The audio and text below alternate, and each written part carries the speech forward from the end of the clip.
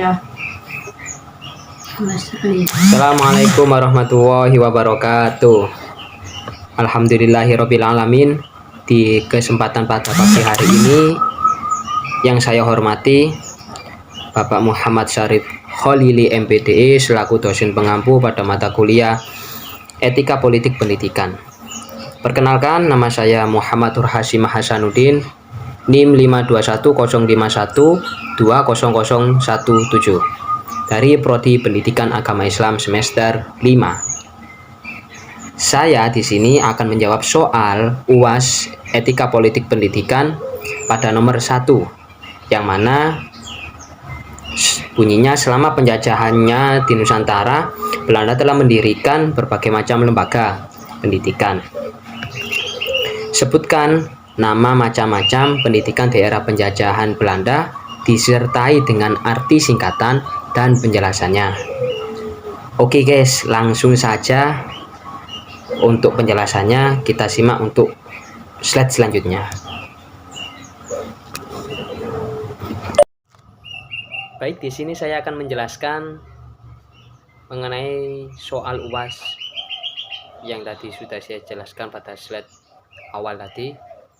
Pada akhir abad ke-9 dan abad awal ke-20, Belanda mulai memperkenalkan sistem pendidikan formal pada rakyat Indonesia, yang mana sistem pendidikan ini yang diterapkan pada masa kolonial Belanda meliputi beberapa hal. Yang pertama disingkat dengan EILS, adalah sekolah dasar masa kolonial Hindia Belanda yang diperuntukkan bagi keturunan Belanda. Sekolah ini pertama kali didirikan pada 1817.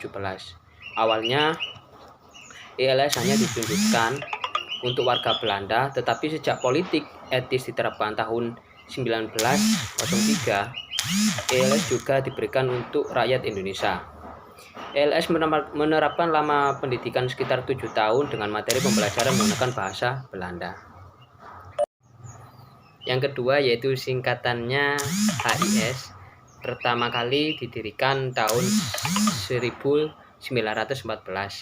Sekolah ini juga tidak berbeda jauh dengan ELS, menerapkan masa studi selama 7 tahun. Sekolah ini diperuntukkan bagi rakyat Indonesia, keturunan bangsawan dan keturunan toko termuka. Pengantar bahasa yang digunakan adalah bahasa Belanda. Yang ketiga, Hollandse School atau disingkat HCS. HCS pertama kali berdiri tahun 1908, didirikan oleh kolonial untuk anak keturunan Tionghoa yang ada di Hindia Belanda. Masa studi di sekolah HCS adalah selama 7 tahun dengan bahasa Belanda sebagai bahasa pengantar. Yang keempat yaitu MULO. MULO memiliki kesetaraan dengan sekolah menengah pertama atau SMP. Dalam MULO, bahasa Belanda masih digunakan sebagai bahasa pengantar. Jenjang studi yang harus ditempuh di MULO terbagi menjadi 2 bagian. 3 tahun untuk lulusan ELS dan 4 tahun selain lulusan ELS, karena membutuhkan masa persiapan selama 1 tahun. Terus yaitu AMS, merupakan sekolah pendidikan menengah umum atau SMU pada masa Hindia Belanda. Tingkatan AMS sendiri berada di atas MULO dengan masa studi selama 3 tahun. Yang keenam yaitu HBS, adalah sekolah lanjutan tingkat pertama untuk orang Belanda, Eropa, Tionghoa, dan rakyat Indonesia sendiri yang terpandang. Masa studi di HBS adalah 5 tahun. Biasanya anak yang melanjutkan studi di HBS adalah anak dengan intelektual yang tinggi.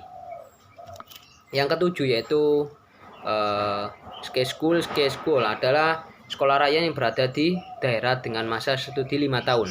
Para murid yang lulus dari sekolah ini disamakan dengan lulusan HIS.